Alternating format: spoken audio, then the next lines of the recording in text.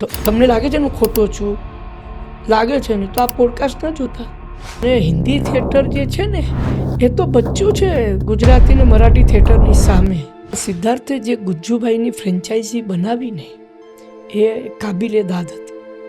Because એ અગાઉ આવું ગુજરાતી રંગભૂમિ પર ક્યારેય થયું નથી. અને મારે એ નહોતું કરવું. સરસ એક્ટર છે તું અને ફિલ્મો કરે છે, બધું બરાબર, પણ હું કમ નથી ભાઈ. મારી પાછળ એક લેગસી છે. સર मेरा सपना पूरा हो गया आपके साथ. બચ્ચન સાહેબના પેટમાં ફાળ પડી કે આ સીન કેમ કરશો? કોલર પકડવાનો હોય તો પકડવાનું આમ કરીને. ત્યારે પછી અમિતાભ બચ્ચન સામે ઊભો છે કે શાહરૂખ ખાન ઊભો છે નહીં વિચારવાનું. વિશ્વ સુંદરી સાથે લગ્ન કર્યા બાદ 2 વર્ષ 3 વર્ષ પછી તમને એ દરેક વ્યક્તિ પર ડિપેન્ડ કરે છે. તમને બોર્ડમ આવશે સાહેબ. કામ વાસના બધાને ભગવાને આપી છે, એને પૂછો ને લા. કોઈ પણ જાતની ઈચ્છા વગરના સેક્સની તરફદારી કરતો જ નથી. બહાર ગામના પાદરે તમે સેક્સ કરવા નથી બેસી જતા. બળાત્કાર કરવો એ તો જઘન્ય અપરાધ છે. એની જેટલી સજા આપો એટલી ઓછી છે. અને એ વિવેક બુદ્ધિ પોલીસ પાસે હોવી જોઈએ, જે નથી. ન્યાયતંત્ર પાસે પણ એ વિવેક બુદ્ધિ નથી. તો આવી જ એક ચર્ચા આપણે ગુજરાતમાં દારૂ લીગલ થવો જોઈએ કે ના થવો જોઈએ? દારૂ હું પીઉં છું. સેલિબ્રેશન કરો તેમાં જરા ક્યારેક વાઇન છે, વિસ્કી છે કે વોડકા છે. હું વિસ્કી પીઉં છું, સ્કોચ વિસ્કી. હું ફાલતુ દારૂ પીતો જ નથી. લાગે કે હું મુંબઈથી આવ્યો છું તો મને પરમિટ મળે, ગુજરાતમાં રહેતો તો મને કેમ પરમિટ ન કઢાવી આપો તમે? કે કોઈ છોકરી પ્રોસ્ટિટ્યૂટનો રોલ કરતો, એટલે કે પ્રોસ્ટિટ્યૂટ નથી, એની એક્ટિંગ કરે છે. અને લોકોને એ એટલી સાચી એક્ટિંગ કરતી હોય છે કે લોકોને લાગતું હોય છે કે ખરેખર આ પ્રોસ્ટિટ્યૂટ જ હશે. કોઈ પણ સ્ત્રી ને તમે જ્યારે એના મા બાપ વિશે બોલો છો ને, એ સ્ત્રી ઉપર શું વીતે છે ને તમને કલ્પના નથી. આ બાજુ બાળક રડવા લાગે છે કે પેલી મોઢું દબાવે છે, બાળક ઓર રડે છે, ઓર મોઢું દબાવે છે, બાળક ઓર રડે છે, દબાવે છે, બાળક મરી જાય છે. નમસ્કાર, સ્વાગત છે બેઠકના પોડકાસ્ટમાં. આજના પોડકાસ્ટમાં જે જોડાવાના છે ને આપણી બેઠકમાં, એમનું નામ છે સંજય ગોરડિયા. તમે જો ગુજરાતી ફિલ્મો જોઈ હોય કે નાટકો જોયા હોય તો ચોક્કસપણે એમનું કામ તમે જોયું જ હશે, કારણ કે કોમેડીનો પર્યાય બની ચૂક્યા છે સંજયભાઈ. અને ઢગલાબંધ વાતો કરવાની છે, ઘણા બધા એવા ઇન્સાઇટ છે, ઘણી બધી એવી અંદરની વાતો છે જે કદાચ આપણને પડદા ઉપર જોવા નથી મળતી, એના ઉપર ચર્ચા કરવાના છે. ઘણું બધું શીખવા મળે એવું છે. જો તમારે કલાકાર બનવું હોય તો એમના જે જીવનનો બહોળો અનુભવ છે એના થકી પણ ઘણું શીખાય એમ છે. કદાચ તમારે કલાકાર નથી બનવું પણ કલાકારનું એક જીવન કેવું હોય એ સમજવું છે તો એ પોડકાસ્ટ એન્ડ સુધી જોવા જેવો છે. એટલે એટલું કહીશ કે પોડકાસ્ટમાંથી કંઈક શીખવાનું, કંઈક સમજવાનું અને ઢગલાબંધ હસવાનું મળી રહેશે. ઘણી એવી વિચારધારાઓ છે, ઘણા એવા આજના સામાજિક મુદ્દાઓ છે, એના ઉપર પણ ચર્ચા કરેલી છે. તો પોડકાસ્ટ એન્ડ સુધી જોજો. ચેનલમાં નવા છો તો ચેનલને સબસ્ક્રાઈબ કરો, વિડીયો ગમે તો લાઈક કરો, કમેન્ટ કરો, શેર કરો. તો ચાલો શરૂઆત કરીએ.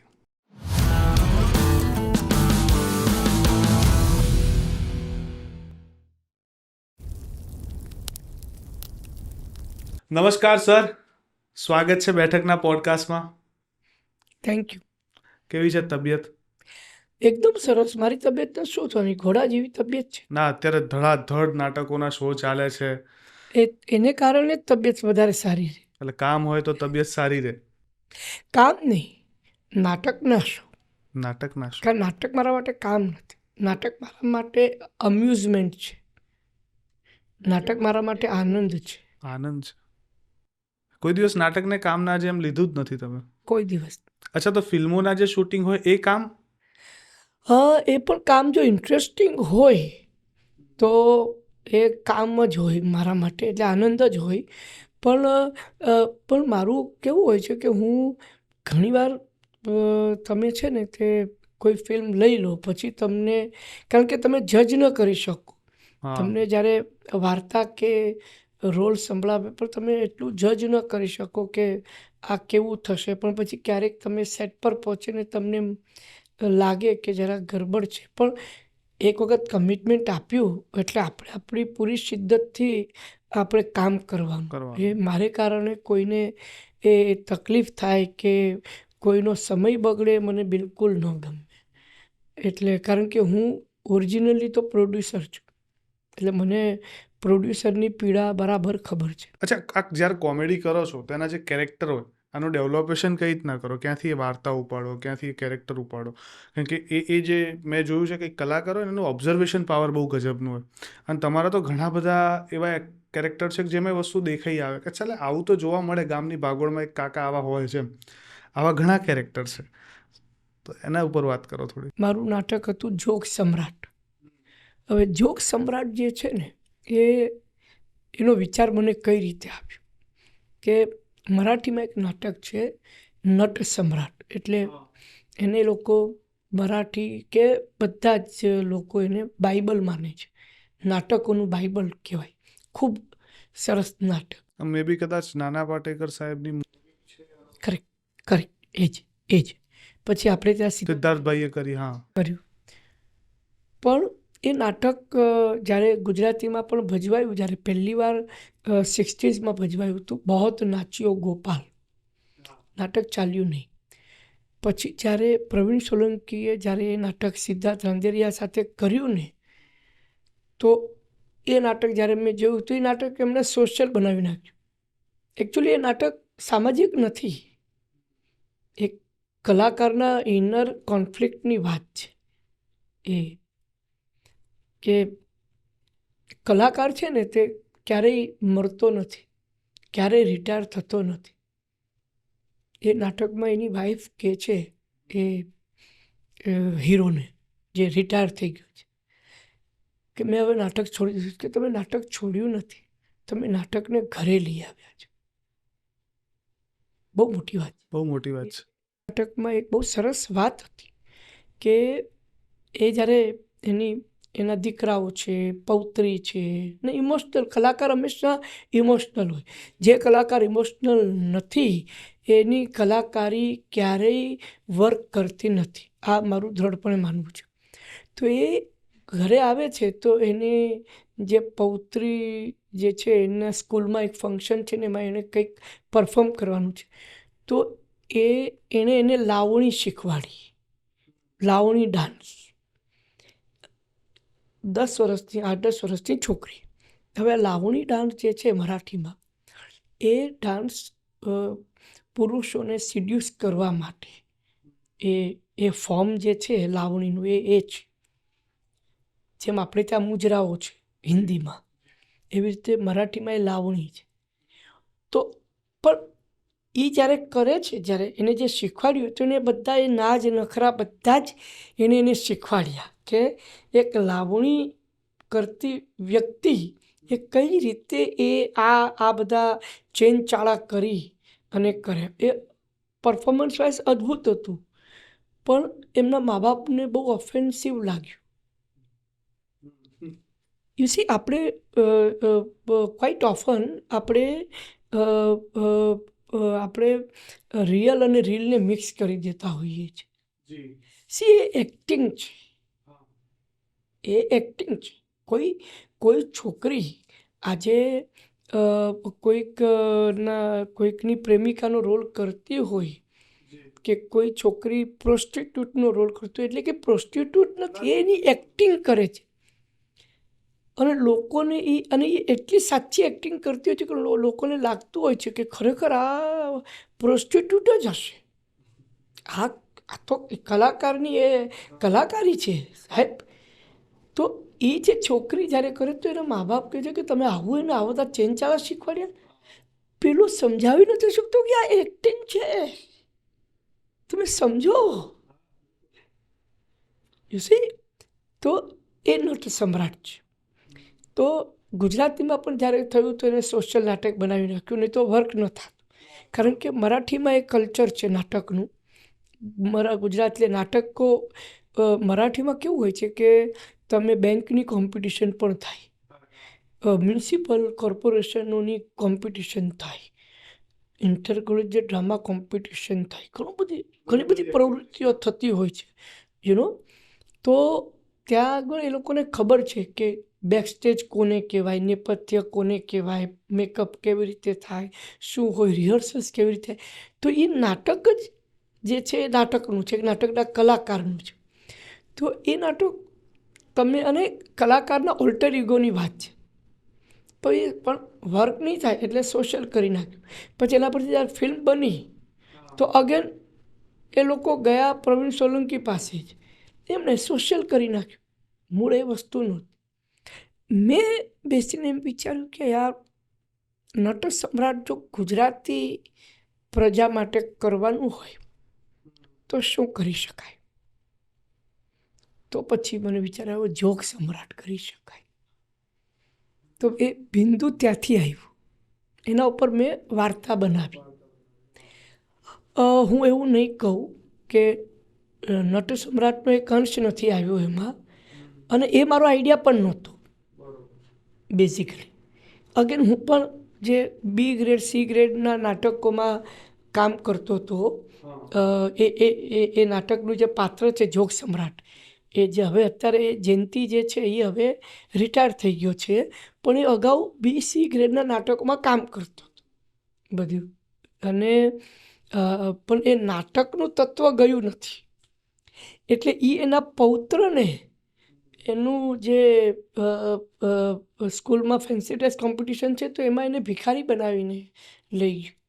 પણ એ પહેલાં એને કહે છે કે જો મેં તને એક્ટિંગ શીખવાડી છે, હવે આપણે તું મંદિર પાસે બેસી અને ભીખ માંગ. જો તને ભીખ મળી તો તું એક્ટર સારો. એમ કર્યું. પછી એને સ્કૂલમાં લઈ ગયા અને કોઈક જોઈ ગયું કે આ તો ભીખ માંગે છે, અને પછી આના ઉપર પસ્તાળ પડે. પણ પેલું કે એ અભિનય છે, આ વાત લોકો સમજતા નથી. એટલે એવા બધા અંશો મેં લીધા હતા, પણ જે મૂળ જે કોર જે છે એનું ઓલ્ટર ઇગોનું, તો એ હું નહીં લાવી શક્યો, કારણ કે આપણું ઓડિયન્સ કદાચ સમજી નહીં શકે. તો પણ એ બિંદુ ત્યાંથી આવ્યું હતું. તો એવી રીતે તમને એક જગ્યાએથી તમને એ મળતું હોય ને પછી તમારે પછી એમાં સિટકોમ બનાવવાની હોય, એમાં તમારો રાઇટર પણ એક ભાગ ભજવતો હોય કે ભાઈ આપણે આવું કરી આવું. એટલે ઇટ્સ એ કલેક્ટિવ આર્ટ. એટલે બીજા કલાકારો થોડું ઘણું ઇમ્પ્રોવાઇઝ કરે, આ છે તે છે, એમ કરતાં કરતાં એક આખી વસ્તુ બની જાય. પછી ખબર પડે કે અચ્છા હવે આવું નીકળીને આવ્યું છે. ધાર્યું ના હોય એક્ઝેક્ટ આવું આઉટ નીકળશે. પણ કોઈ દિવસ તમે એવું કરેલું છે કે એક્ટિંગ માટે જે કીધું કે ભિખારી માટે તેને મંદિરની બહાર બેસાડ્યો કે તને જો ભીખ મળે તો સારો અભિનેતા, તમે રિયલ લાઈફમાં એવું કર્યું છે કે કોમેડી માટે કોઈ જોક્સ પંચ વિચાર્યા હોય ને પછી મિત્રો વર્તુળમાં બેઠા હોય ને ત્યાં અજમાયા હોય, ચાલ્યા હોય તો જ હવે આ જોક્સ યુઝ કરવામાં આવશે, આવું તમે પોતે કરેલું છે? ના, ઘણીવાર શું થાય છે કે પ્રેક્ષકો જે છે ને અલગ અલગ પ્રકારના હોય છે, આ તમે યાદ રાખજો. એટલે એવી રીતે ટેસ્ટિંગ નહીં કરાય કોમેડીના પંચીસ, કોઈ દિવસ નહીં. એક સૂઝ હોય કે આ ઓડિયન્સમાં કનેક્ટ થશે ને આ નહીં થાય. દાખલા તરીકે કપિલ શર્મા શો છે, એમાં જે આવતા જોક તમે નાટકમાં વાપરો ને તો ક્યારેય વર્ક નહીં થાય. તમે સ્ટેન્ડઅપ કોમિકમાં આવતા જે જોક હોય એ નાટકમાં તમે વાપરી નથી શકતા. એટલે એક કાઇન્ડ ઓફ એના જોક તો તમે કોઈ દિવસ વાપરો જ નહીં, કોઈનું શું કામ લો, પણ એના કલેવરના એ સટલટી જે હોય. કારણ કે ત્યાં આગળનું જે ક્રાઉડ છે આખું યંગસ્ટર્સ ક્રાઉડ છે. યંગસ્ટર્સ જે હોય ને એ બહુ હશે, નાની નાની વાતોમાં પણ બહુ હશે. યંગસ્ટર હશે વધારે, ખૂબ વધારે હશે. પણ જે અને અમારી પાસે જે પ્રેક્ષકો છે એ 40+ પ્રેક્ષકો છે. એટલે એમને ગમતી વસ્તુઓ એ પાછું એક અલગ એ વાત છે. એટલે એ મને ખબર હોય કે આ જોક અહીંયા ફૂટશે પણ અહીંયા આગળ નહીં ફૂટે, મને ખબર હોય, એટલે હું એ ન વાપરું. તો યંગ ઓડિયન્સ મળી જાય, જોક્સ બદલાઈ જાય? ના, નાટક તો એનું એ જ રહે, પણ યંગ ઓડિયન્સ જે આવે ને એને મારા નાટકો એ લોકો મારામાં બહુ હશે. પણ જો યંગ ક્રાઉડ ના હોય તો લાફ્ટર તમને ઓછા આવે, એ ફરક હોય. એવું નથી કે યંગ ઓડિયન્સ આજે વેરી ફ્રેન્કલી તમને કહું ને તો 10 થી 16 વર્ષના જે કિશોર વયના લોકો જે છે જે બાળકો છે એ બધા મારા બહુ મોટા ચાહકો છે, પણ એ લોકો પાસે બાઇંગ પાવર નથી. એટલે એ લોકો તો એમના મા બાપના ભરોસે કે મમ્મી મારે આ નાટક જોવા જવું છે, કે મારે જો મારી આગળ 18+ ઓડિયન્સ હોત તો કદાચ પરિસ્થિતિ બદલાઈ ગઈ હોત. પણ એ જે વર્ક છે જેનો મને બહુ આનંદ છે, મારી કોઈ કમ્પ્લેન નથી. તો એટલે મને ઓસ્ટ્રેલિયામાં એક દાદી આવ્યા હતા એના પોતરા અને પોતરીને લઈને કે સંજયભાઈ તમારા નાટકો માણવા માટે આ લોકો ગુજરાતી શીખી ગયા, અને આ મારા માટે બહુ મોટા કોમ્પ્લિમેન્ટ હતા. આનાથી મોટા કોમ્પ્લિમેન્ટ મને નથી લાગતું કે મને મળ્યા હોય. એટલે યુસી તમે કયા પ્રેક્ષક સામે તમે શું કરો છો એ બહુ મહત્ત્વનું છે. હું છું કે સિદ્ધાર્થભાઈ છે કે અમારા નાટકોમાં તો એ થોડાક આકર્ષાઈને આવે છે, બાકી તો એ નથી આવતા. અચ્છા, આ સિદ્ધાર્થભાઈ સાથે કોઈ દિવસ કામ કર્યાનો અનુભવ, મજાનો કોઈ એક્સપિરિયન્સ હોય તો શેર બહુ કરો. બહુ જ એવું છે કે જો સિદ્ધાર્થ મારો સિનિયર છે, મિત્ર છે પણ સિનિયર છે, આ પહેલી વાત. અને લોકો મારું અને સિદ્ધાર્થનું નામ આજકાલ એક શ્વાસે લે છે, પણ મને એમ લાગે છે કે સિદ્ધાર્થ સાથે અન્યાય કરી રહ્યા છે, because Siddharth is way ahead of me, everything, ઉંમરમાં, સિનિયોરિટીમાં, કામની બાબતમાં, કે એના નાટકો, અને ખૂબ મારા કરતાં એ ખૂબ આગળ છે. એટલે મારીને એની કમ્પેરિઝન યોગ્ય નથી, આ પહેલી વાત. વિપુલ મહેતાના ડિરેક્શનમાં મેં બહુ કામ કર્યું, પણ એની પછી જો મેં કોઈના ડિરેક્શનમાં વધારે કામ કર્યું હોય તો એ સિદ્ધાર્થ છે. એમનો જે પર્સપેક્ટિવ છે એ કઈ રીતના થોડો તમને વધારે ગમે છે, કે એવું કઈ વસ્તુ છે જે વધારે એમનામાંથી ગમે છે અને તમને લાગે છે કે આ શીખવા જેવું છે, એવું કે કેમ કે એક આર્ટિસ્ટ હંમેશા શીખતો રહેતો હોય. સિદ્ધાર્થે જે ગુજ્જુભાઈની ફ્રેન્ચાઇઝી બનાવીને એ કાબિલે દાદ હતી, બિકોઝ એ અગાઉ આવું ગુજરાતી રંગભૂમિ પર ક્યારેય થયું નથી. અને મારે એ નહોતું કરવું, કારણ કે હું પણ જો એ જ કરીશ ને તો લોકોને લાગશે કે જો આને કોપી કરે છે. આ એક વાત છે. બીજી વસ્તુ એ છે કે સિદ્ધાર્થ અને મારામાં ફરક એ છે કે I need a good script. Siddharth એક વખત વીક સ્ક્રિપ્ટને પણ પુલ કરી જશે, હું નહીં કરી શકું. મને મારી મર્યાદાઓ ખબર છે. એટલે તમને તમે શીખવાનો કે એ રીતનું બનવાનો ટ્રાય કરો છો કે ભાઈ અચ્છા મારે પણ આ લેવલ સુધી જવું જોઈએ કે લઈ જવું જોઈએ? સિદ્ધાર્થ રાંદેરિયાએ જે કેડી કંડારી છે, હું એ કેડી પર આગળ ચાલી રહ્યો છું, પણ નાટકો મારા પ્રમાણેના કરું છું. તમે મારા બધા નાટકો તમે જોશો ને તો બધું જ અવેલેબલ છે આજકાલ ડિજિટલ પર. તો તમે જુઓ તો મારા બધા વિષયો બહુ જુદા જુદા છે.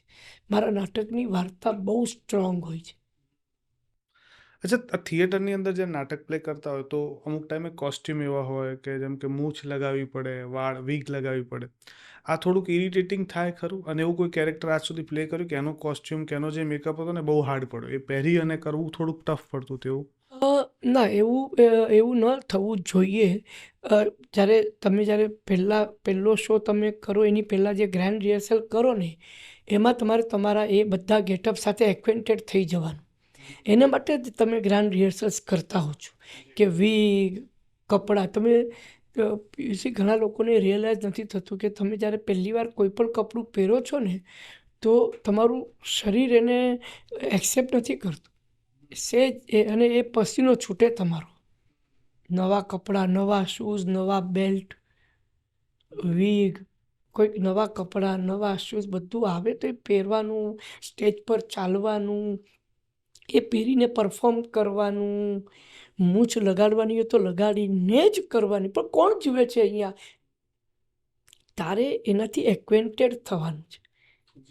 એટલે ત્રંબક 3 બાયડીવાળોમાં મારે એક યારાના ફિલ્મમાં જે અમિતાભ બચ્ચનની જોડે લાઇટવાળું જે હતું ને, તો મેં નક્કી કર્યું કે આવી એક એન્ટ્રી હું પણ કરું. તો એ આખો ડ્રેસ તૈયાર કર્યો અમારા કે ટેલર કરીને છે, અમારા ગુજરાતી નાટકો અ, અ, ના બધા કપડાં સીવતા હોય છે. એમને મેં કહ્યું, કારણ કે એમણે નરેશ કનોડિયા માટે નરેશ પાર્ટી હતી, જે મહેશ કુમારની પાર્ટી, એને માટે એમણે એ ડ્રેસ તૈયાર કર્યો હતો એ વખતે. અત્યારે તો હવે ટેકનોલોજી પણ બદલાઈ ગઈ, પણ એટલે એ વખતે એ બહુ જ એ શોમાં લોકોને બહુ મજા આવતી હતી. આવો જ એક ડ્રેસ તમે મારા માટે બનાવો. તો એ લોકોએ બનાવી આપ્યો મને, પણ એ પહેરીને પછી એની બેટરી ખીચામાં હોય. હા, તો એની સાથે મેં બહુ રિહર્સલ્સ કર્યા. નહીં તો લાઇટવાળા કપડાં અને આ બધું પહેરીને કેવી રીતે કરવું તમે અઘરું પડે. હા, કેવી સ્વાભાવિક છે. રીતે કરો? અને અચાનક ન થાય. અને મેં સવાલ એટલે જ આ પૂછ્યો હતો, કારણ કે મને એવું લાગતું હતું કદાચ એ થોડું ટફ હોઈ શકે, એટલે ટફ નથી હોતું, પ્રેક્ટિસ મહત્વની હોય છે. એની સાથે ઘડાવું જરૂરી છે. હા, એટલે તમે એની સાથે તમે એકરૂપ થઈ જાઓ. અચ્છા, આ થિયેટર તો ચલો તમારું કહેવાય ને જીવ છે, તમારો આત્મા છે, એવું આપણે કહી શકીએ. પણ જ્યારે બોલિવૂડ ફિલ્મોમાં તમારા જે કામ છે, જેમ કે છીછોરે ફિલ્મમાં મમ્મીના પપ્પાનો જે રોલ કર્યો છે, અદ્ભુત રોલ છે. એ જે કેરેક્ટર ડિસ્ક્રિપ્શન તમે જે રીતના આપો છો, એક મુમેન્ટ ઉપર એવું થઈ જાય કે બાપ આવી રીતના કઈ રીતના વાત કરે અને નિભાવવું, કારણ કે બહુ શોર્ટ ટાઈમની વાત છે એક ફાધરને, કે ભાઈ તમે આને આ રીતના તૈયાર કરો છો હવે એમ.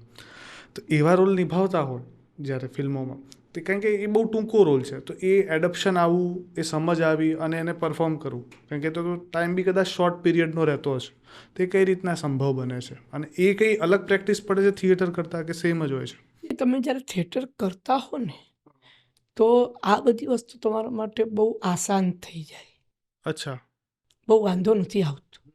એ અને ફિલ્મના શૂટિંગમાં કેવું હોય કે તમને 9 વાગે બોલાવી લે અને તમને સ્ક્રિપ્ટ આપી દે કે આ તમારી આજની સ્ક્રિપ્ટ છે. જેમ કે છીછોરે છે, તો એના જે 2 સીન છે, તો 2 અલગ અલગ દિવસે કર્યા હતા અને બેઉના લોકેશન અલગ હતા. એક ફિલ્મ સિટી સ્ટુડિયોમાં સેટ લગાડ્યો હતો ને એક જે એકચ્યુઅલ અમે પવઈ આઈઆઈટીમાં અમે એનું શૂટ હોસ્ટેલ વાળો કર્યું. સીન જે હા છે. હા. હા. તો સ્ક્રિપ્ટ આપી ગયા. હવે મારો વારો આવે ક્યારે? 12 વાગે. કારણ કે 9 વાગ્યાની શિફ્ટ હોય, તમને 9 વાગે બોલાવી લે, તમને કહે કે જો ત્યાં નાસ્તો પડ્યો છે, નાસ્તો કરી લો, ચા પીઓ, તમે આ બોય છે, તમારે જે કંઈ જોઈતું હોય તો એને કહેજો અને તમે ડાયલોગ પાકા કરી લો, એટલે તમારી સ્ક્રિપ્ટ આવી ગઈ. અને 2 પાનાની સ્ક્રિપ્ટ, નાનકડો સીન હોય છે. હવે આપણે તો 10-10 પાના એક સાથે કડકડાટ આપણે યાદ કરી લેતા હોય ને કડકડાટ બોલી શકતા હોય, તો આ આપણા માટે કંઈ બહુ મોટું. તો તમે જ્યારે સ્ક્રિપ્ટ વાંચતા હો ત્યારે તમારા મગજમાં એક કેરેક્ટર જે છે એ આકાર લેવા લાગે અને પછી તમે ત્યાં પછી કપડાં આવે. કપડાં ભલે પેન્ટ શર્ટ જ હોય, પણ તમે જ્યારે એ કેરેક્ટરના કપડાં પહેરો છો, એ કેરેક્ટરનો પણ અંશ એમાં આવતો હોય છે. તમે શૂઝ પહેરો ને, તમે ધારો કે, તો એ તમે જેવા તમે શૂઝ પહેરો એટલે તમારી ચાલ ઢાલ બદલાઈ જાય. તો એટલે એ પછી એમાં ઉમેરો થાય. પછી તમે ત્યાં આગળ જાઓ, તમે રીડિંગ કરો અને હું છે ને તે સામે કોઈ પણ કલાકાર હોય, હું ક્યારે મને આદર હોય પણ હું ક્યારે પણ એનાથી ડરતો નથી. વાહ. આટલો મોટો કલાકાર નો એ એમનું કામ એ કોઈ દિવસ અભિભૂત થઈને કામ નહીં કરવું. નહીં કરવાનું. આદર જરૂર રાખવાનું. તમે અભિભૂત હો પણ બરાબર, પણ તમે જ્યારે કેરેક્ટર કરો છો, ત્યાર પછી કેરેક્ટર કરવાનું. પછી એમાં આમ તેમ નહીં. એમાં તમારે એનું કોલર પકડવાનું હોય તો પકડવાનું આમ કરીને. ત્યારે પછી અમિતાભ બચ્ચન સામે ઊભો છે કે શાહરૂખ ખાન ઊભો છે, નહીં વિચારવાનું. નહીં તો શું થાય, સીન જ ખરાબ થઈ જશે. એટલે ઘણી વખત એવું થાય, મારી સાથે પણ થયું હોય કે ભાઈ એક્વેન્ટેડ કરે. બચ્ચન સાહેબ સાથે તમે કામ કરતા હો ને, તો એ તમારી સાથે એવી રીતે વાત કરે કે જાણે તમે એના બડી હો. એ એટલા માટે કરતા હોય કે આ સીન સારો કરે યાર. આજે અમિતાભ બચ્ચનના ફેન કોણ નથી આજે? પણ કામ તો કરવાનું છે ને ભાઈ. તો આ આવ્યો છે ને, સર मेरा सपना पूरा हो गया आपके साथ काम कर. એટલે બચ્ચન સાહેબના પેટમાં ફાળ પડે કે આ સીન કેમ કરશે.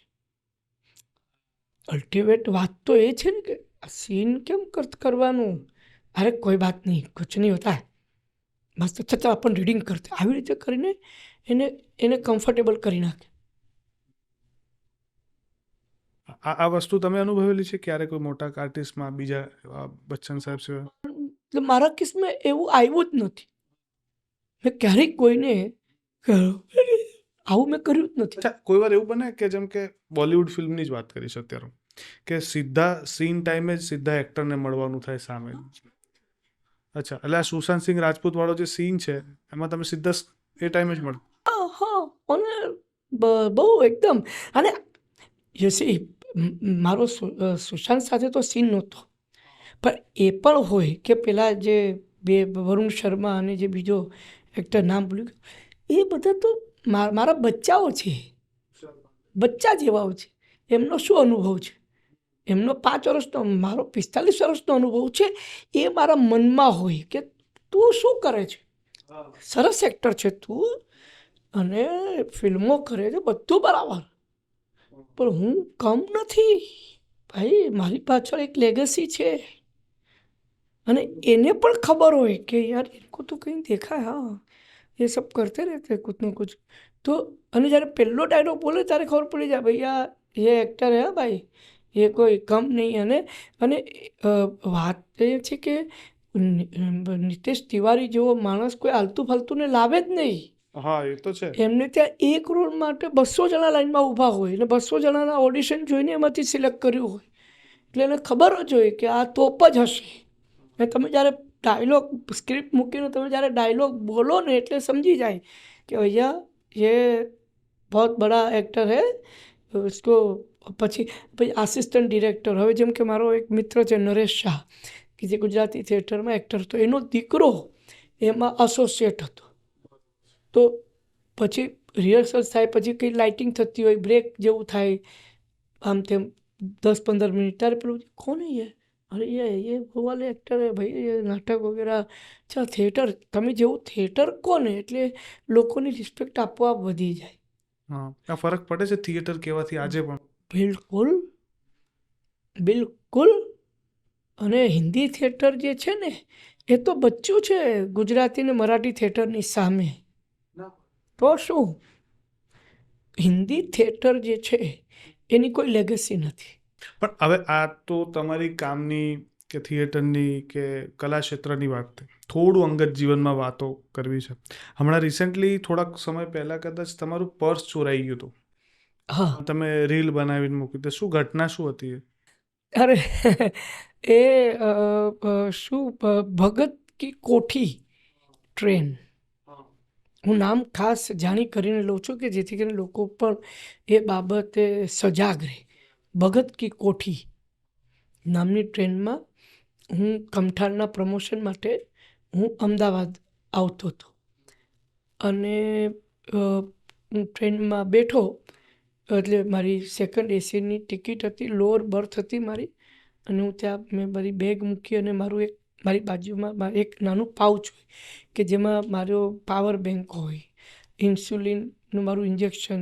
હવે તો મેં ઇન્સ્યુલિન લેવાનું બંધ કર્યું છે, ત્યારે હતું તો એ હતું. એવી 2-4 વસ્તુ હતી.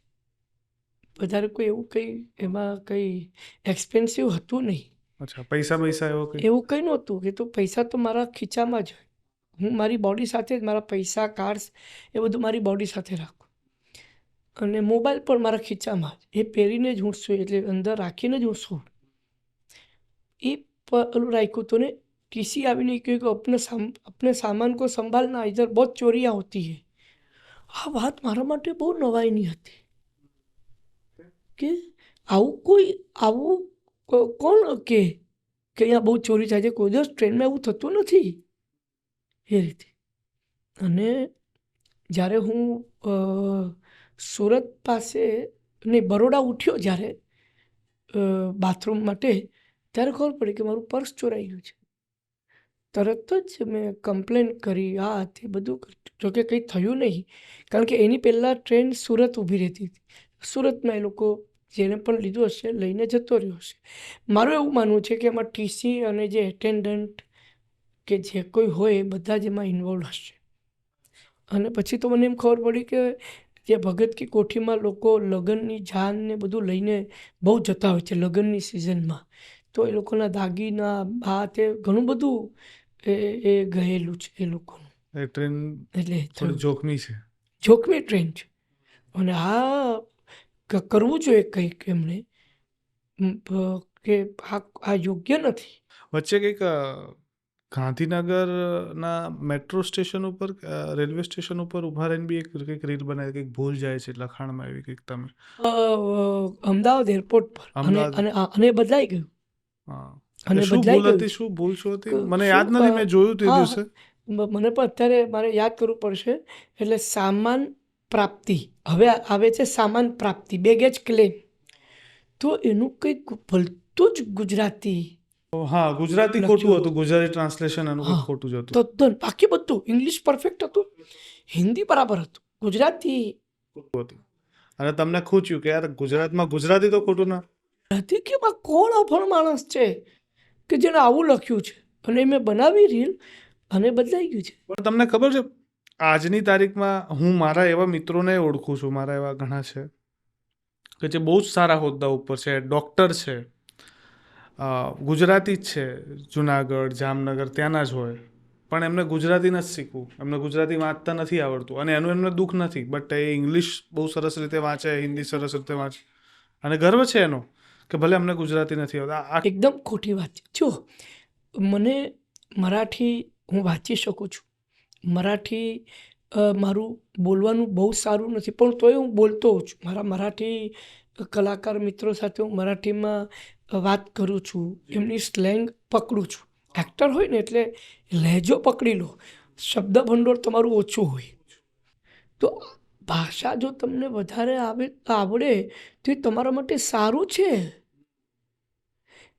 આજના જનરેશનનો પ્રોબ્લેમ શું થાય છે કે ગુજરાતી શીખતા નથી, ઇંગ્લિશમાં એટલા વેલવર્સ રહી શકતા નથી, એટલે ટૂંકમાં કોઈ જ લેંગ્વેજ પૂરી નથી આવડતી. એટલે ક્યાંક ઇંગ્લિશ બોલતી વખતે હિન્દી ભાષાનો પ્રયોગ આવી જાય કે ગુજરાતીનો આવી જાય, તો એ એક બહુ દુર્ભાગ્યપૂર્ણ વાત છે. અચ્છા, હવે અત્યારની જનરેશનની જ વાત ચાલે ને તો બધા એવા ઘણા પ્રશ્નો છે, કારણ કે મેં જોયું છે ઘણા બધા એવા મુદ્દા ઉપર તમે બહુ સરસ ખુલીને વાત કરતા હોય છે. મેજોરિટી એવું જોવા મળે કે એકથી વધારે સંબંધો હોવા એ બહુ સામાન્ય વાત થઈ ગઈ છે. તમારું નાટક છે પણ એ તો પત્નીઓ જ છે 3 એવી વાત છે, બટ નોર્મલી હવે એવું છે કે લોકોના એકથી વધારે સંબંધ હોય, તો આ કેટલું યોગ્ય છે ને અત્યારની જનરેશનમાં તો તમને જોવા જ મળે છે.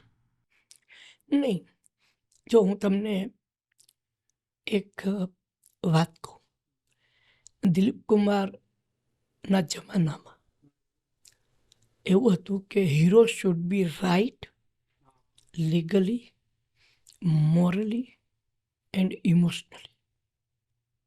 એને હીરો કહેવાય.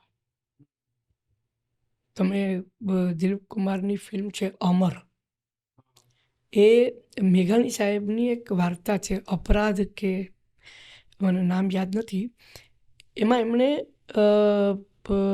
લખ્યું છે કે આ વાર્તા મેં માસ્ટર ઓફ ધી માઇન્ડ નામની નોવેલમાંથી મેં લીધી છે અને પછી એટલે પછી ગુજરાતના પરિપ્રેક્ષ્યમાં એમને લખી છે, એમણે પોતે જ કબૂલ કર્યું છે. એ જ નોવેલ પરથી મહેબૂબ ખાને વિચાર્યું કે આપણે ફિલ્મ બનાવીએ.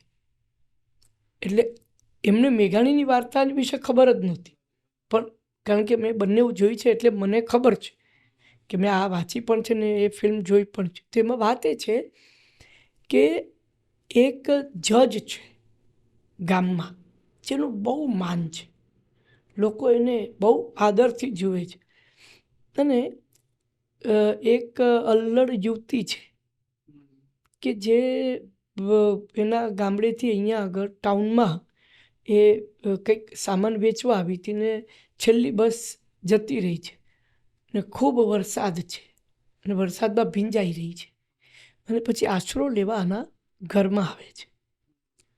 એટલે ઘરની બહાર ઓટલા પર બેઠી હોય છે ને એને ખબર પડે છે કે આ છે, તો એને અંદર લાવે છે કે તું અંદર બેસ, અને ટુવાલ આપે છે. આજે વરસાદી વાતાવરણ હતું, અલ્લડ યુવતી હતી, બે જણા વચ્ચે સંબંધ બંધાઈ જાય છે.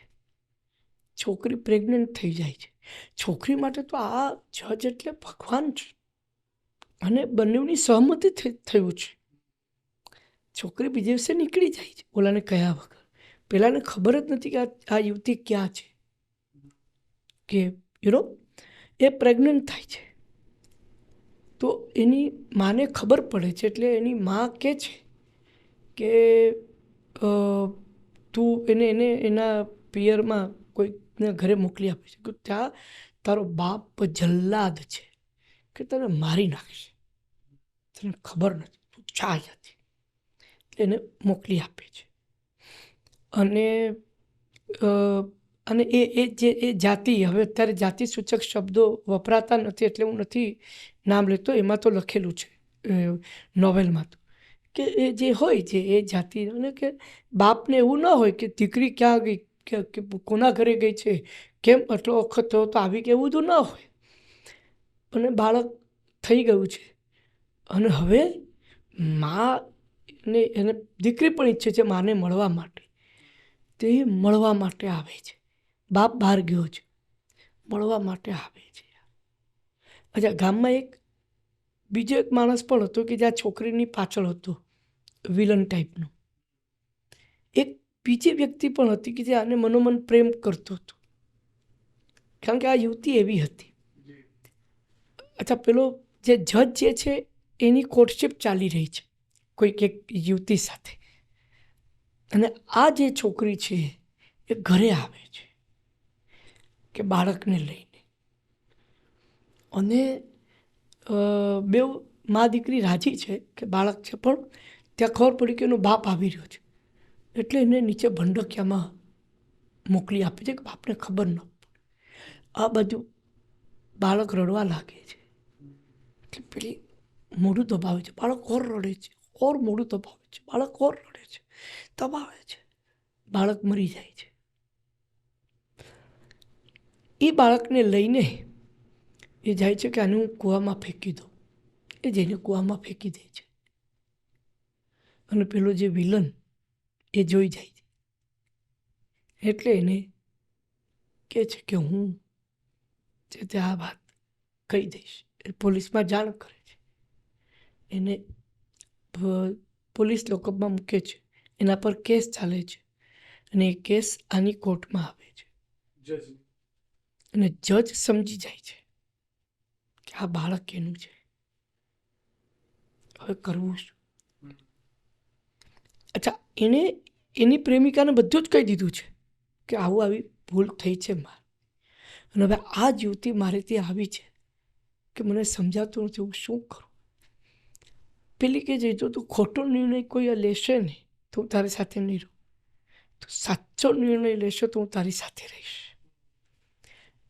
અને જજ એને ત્યાં એને કહે છે કે મારે આની સાથે એકાંતમાં વાત કરવી છે કે આવું એને કેમ કર્યું.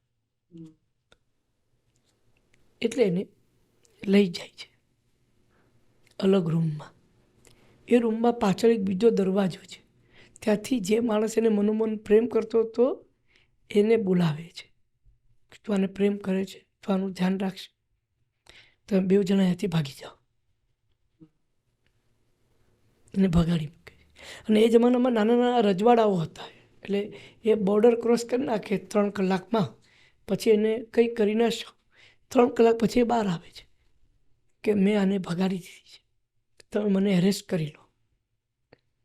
અને એ જેલમાં જાય છે, અને જેલમાં પેલી યુવતી જે છે એ જેલર સુપ્રિન્ટેન્ડન્ટ તરીકે કામ પર આવે છે.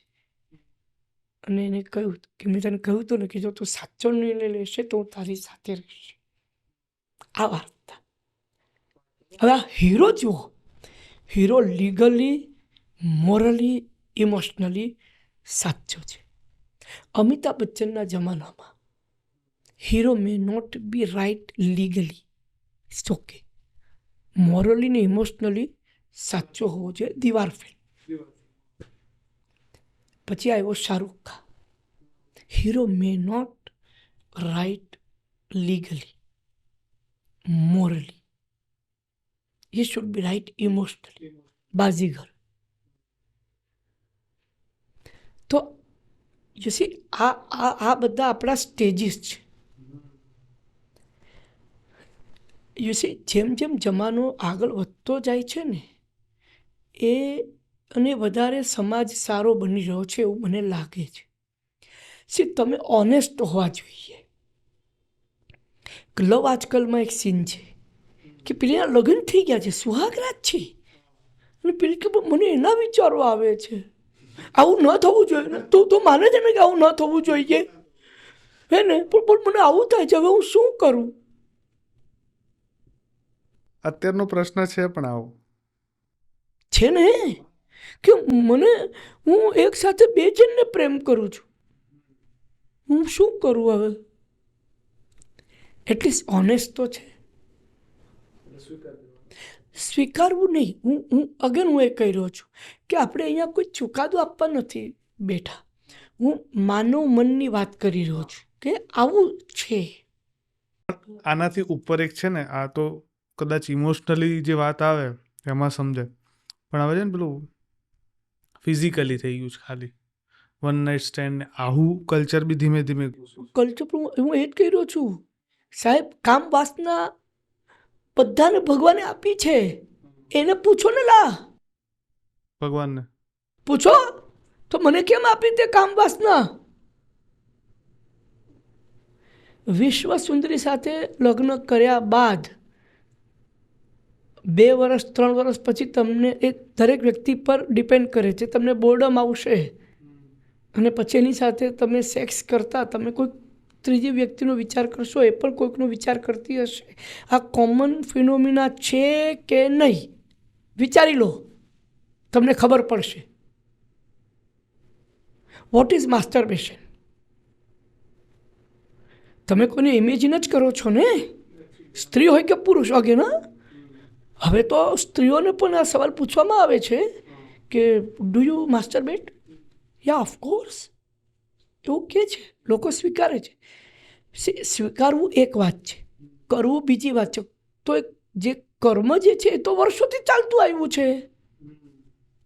હવે આજકાલ સ્વીકારવા લાગ્યા છે. કેમ? સમાજ બદલાઈ રહ્યો છે, સમાજ સારો થઈ રહ્યો છે, એટલા માટે એ સાચું બોલે છે કે હા યાર મને આવું થાય છે, હું શું કરું? એવું છે કે મારા નાટકમાં એક ડાયલોગ હતો કે કોઈ શ્રીમંત માણસના ઘરે એક ટાઈમ જમવાથી આખું અઠવાડિયું ભૂખ નહીં લાગે એવું નથી. સાહેબ 12 વર્ષે છોકરાની બોલી આમ થવા જ લાગે છે.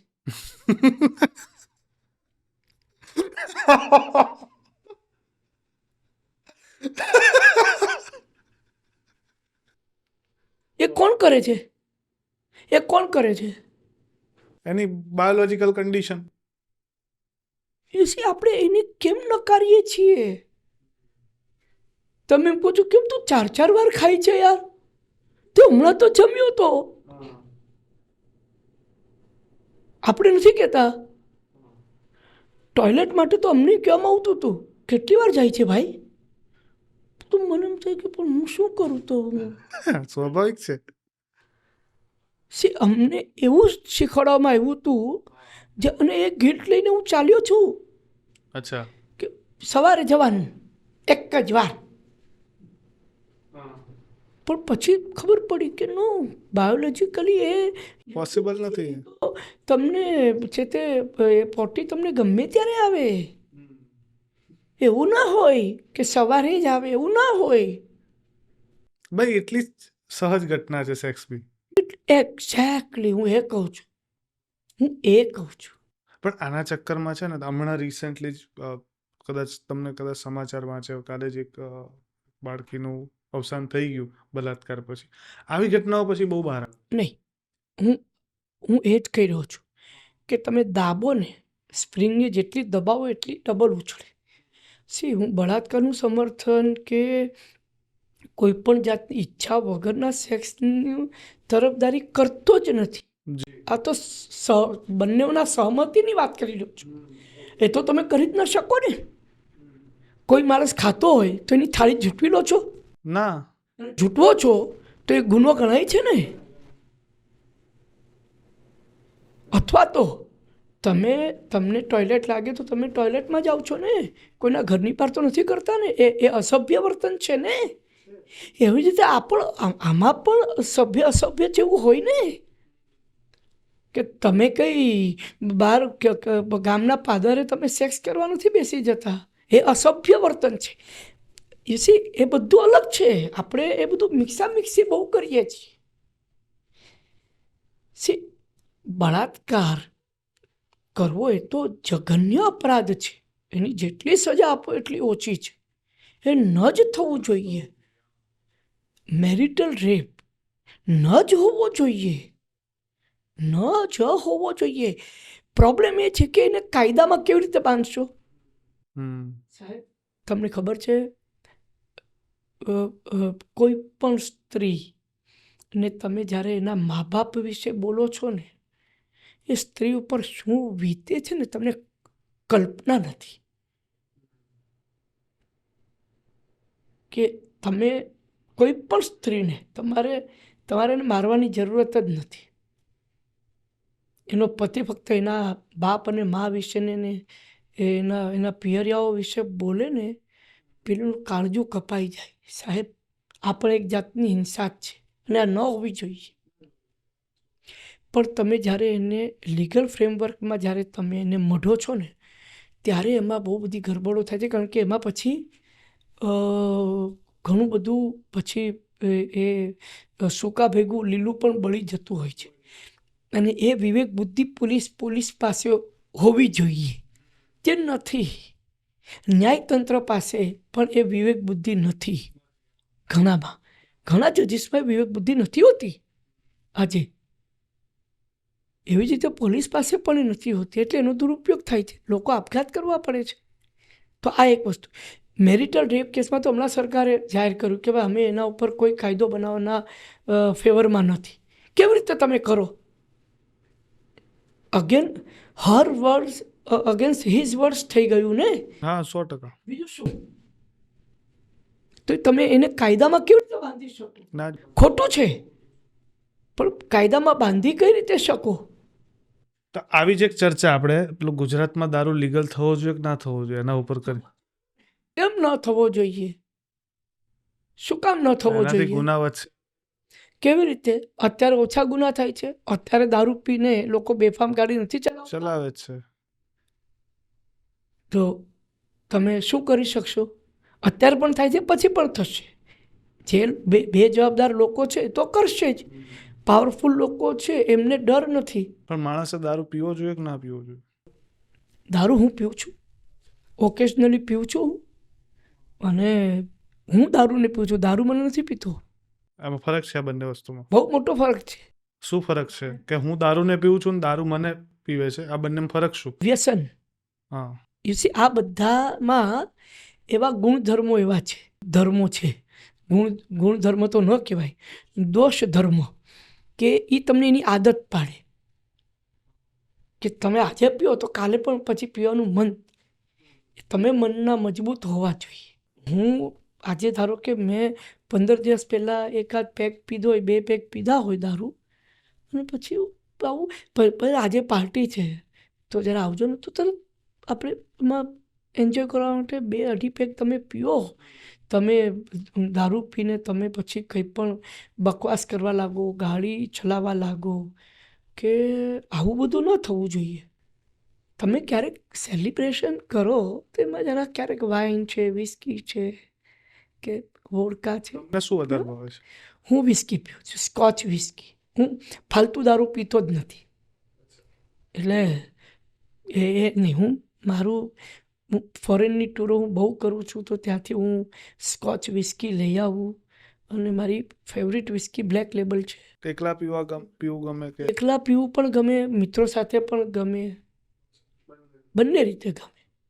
એટલે તમે ગુજરાતમાં હોય તમારે બધા ડ્રાય ડે જેવું તમારે થઈ જાય. અને ક્યારેક ઈચ્છા થાય તો પરમિટ કઢાવીને તમે પી શકો છો ને. હા, અને મને પણ એ પણ લાગે કે હું મુંબઈથી આવ્યો છું તો મને પરમિટ મળે, ગુજરાતમાં રહેતો હોય તો મને કેમ પરમિટ ન કઢાવી આપો તમે? આ કેવો કાયદો? હા એ છે. પણ એટલે હું જે મહારાષ્ટ્રમાં જે પ્રકારની દારૂનું જે વેચાણ છે એના પક્ષમાં નથી કે દર બીજી દુકાન તમારો બિયર બાર હોય કે દર ત્રીજી દુકાન વાઇન શોપ હોય, એવું ન હોવું જોઈએ. પણ એટલીસ્ટ તમે છૂટ આપો. તમે બીજું કંઈ નહીં, 31 ડિસેમ્બરે એક દિવસ માટે તો છૂટ આપો યાર. તમને આ બાબતે કોઈ અધિકારી કે વ્યક્તિઓ કંઈ કે તમે મારી જગ્યાએ પહેલી વખત નથી બોલ્યા, તમે ઘણા ઇન્ટરવ્યૂમાં આના ઉપર ખુલીને વિચારો વ્યક્ત કરે, તો કોઈ અધિકારી કે એ લોકોએ તમને સલાહ આપેલી છે ખરી કે આ રીતના તમારે ન બોલવું જોઈએ, કે કોઈ મિત્રોએ કે આવું નહીં બોલવાનું, પ્રોબ્લેમ થાય? કેવું તો શું કામ પ્રોબ્લેમ થાય? મને ક્યારેય એનાથી તકલીફ થઈ નથી. પણ એટલે જે રીતના તમે ખુલીને વાતો કરો છો, કદાચ કોઈક લોકો ઓફેન્સ બી થતા હશે ને? ખોટા છું તમને લાગે છે ને? હું ખોટો છું લાગે છે ને તો આ પોડકાસ્ટ ના જોતા, મારું મોઢું નહીં જોતો તું ભાઈ. વાહ. યુ સી, હું તમે એમ કહો કે ના દારૂ ન પીવો જોઈએ, હું તમારા વિચારનો આદર કરું છું, તમે મારા વિચારનો આદર કરો. શું કે હું પીઉં છું, તમે નથી પીતા, સેમ થિંગ ને. હું પીઉં છું, મને રીંગણા ભાવે છે, તમને બટેટા ભાવે છે, સેમ થિંગ. Same thing.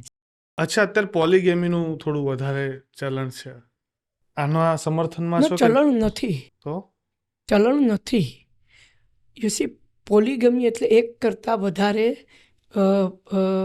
પાત્રો, ઓપોઝિટ સેક્સના પાત્રો, પછી પુરુષ પણ હોઈ શકે ને સ્ત્રી પણ હોઈ શકે. સી, આપણે ત્યાં લોકો સ્વીકારવા તૈયાર નથી કે હ્યુમન બિંગ્સ આર પોલીગમી. બધા જ પ્રાણીઓ પોલીગમી છે, આપણે પણ પોલીગમી છીએ. આપણું બાય નેચર આપણે પોલીગમી છીએ. પોલીગમી એટલે એક કરતાં વધારે પાત્રો સાથે સેક્સ કરવું. હું એ જ કહી રહ્યો છું કે હું ચુકાદો નથી આપ્યો. હું એમ નથી કહેતો કે આમ થવું જોઈએ, હું નથી કહેતો. પહેલાં તમે સ્વીકારો. યુ સી, કોઈ પણ પ્રોબ્લેમનો રસ્તો કાઢવા માટે પહેલાં તો તમારે એને એમને એમ સ્વીકારી તો લેવો પડે ને. એ સ્વીકારતા જ નથી, અને મારો મુદ્દો આ છે કે પહેલાં તમે સ્વીકારો. અત્યારે તો લગ્ન જીવનમાં એક ઓપન મેરેજ કરીને એક કોન્સેપ્ટ છે જ ને. આ જ પ્રકારની વાત કેવી રીતે આવ્યો એ? એટલે ઘણા ખરા લોકો આ વિષય વસ્તુથી જોડાતા હશે કે એને માનતા હશે, એ જ કારણોસર આવ્યો છે. અચ્છા, હવે આમાં મારે કલાકાર તરીકેનો એક અભિગમ લેવો છે તમારો એક આ વિષય ઉપર. કલાકાર દુનિયાને એક અલગ નજરે જોવે એવું હું માનું છું. તમે દુનિયાને કયા નજરે જોવો છો? સિમ્પલ. કરુણાની નજરે. દયા. કરુણા તમારામાં હોવી બહુ જરૂરી છે. દુનિયા પ્રત્યે પણ કરુણા દાખવવી બહુ જરૂરી છે. કમ્પેશન બહુ જરૂરી છે. તમે બોલો છો ને એમ મુદ્દામાં મને એવું લાગે ને માણસની વિચારધારા એના અનુભવોથી જ ડેવલપ થાય.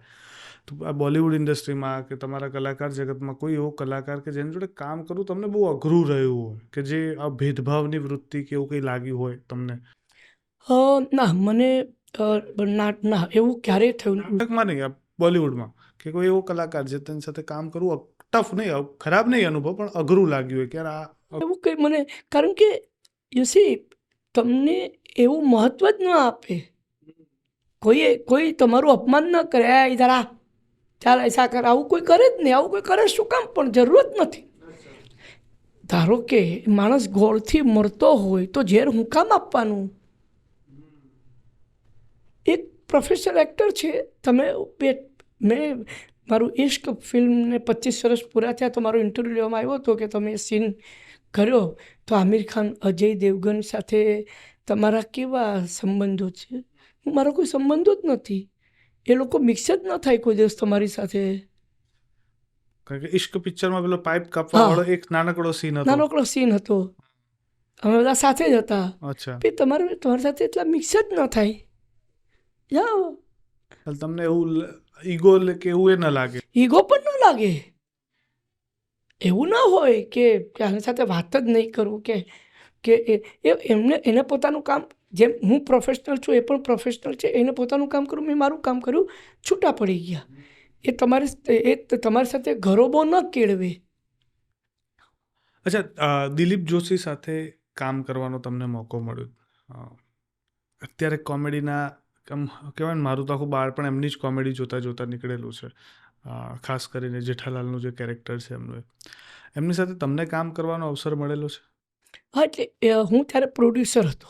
મારા 2 નાટકોમાં એણે કામ કર્યું છે. અને શું એવી કઈ વસ્તુ હતી જે તમને વધારે ગમી એમની કોઈ? એ છે ને, તે બહુ ડેડિકેટેડ એક્ટર છે.